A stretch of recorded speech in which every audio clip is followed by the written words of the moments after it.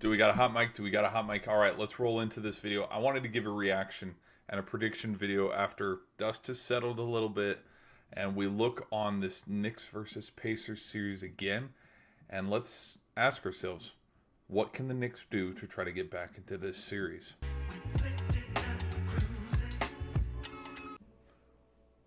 All right, so this is a reaction to my thoughts and opinions on Knicks are in an 0-2 hole, and Indiana, with all this momentum of taking a 2-0 series lead, they go back to Indiana, where they've played pretty good at home. They've lost. I mean, the last time they lost at home was Game 3 against the Cavs.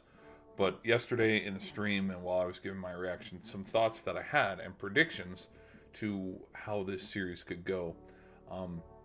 Considering the fact if the Knicks want to come back and win this series, they have 5 more games to try to win 4 games. Which that's a tough task to ask, considering the fashion in which they've lost the last 2 games. I'm looking and I'm seeing, when you're watching the highlights and the replays, Jalen Brunson is getting good looks. But the other thing that's pretty loud is conditioning. And it kind of caught my eye when I was talking about it the other day on how in the rotation of the Knicks starting 5, there were only 3 other players that were playing. And they weren't playing that many minutes. And so I'm thinking conditioning, it's becoming a factor in this series, and it's becoming a factor in these games where the Pacers, because, I mean, Pascal Siakam had a hell of a game. Not going to discredit that, but is he going to have another game like that in this series? Probably not. With how these games have gone, where the Pacers have a comfortable enough lead where they can rotate some guys in, and they have, 11 guys playing total.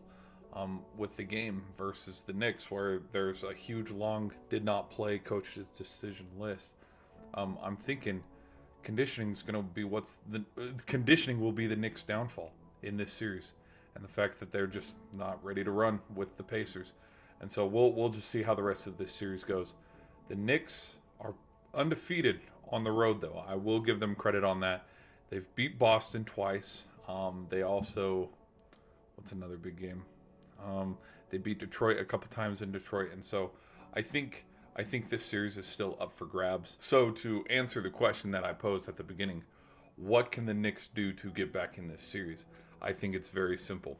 Brunson needs to make those clutch 3-pointers, but then other guys need to show up, being well conditioned.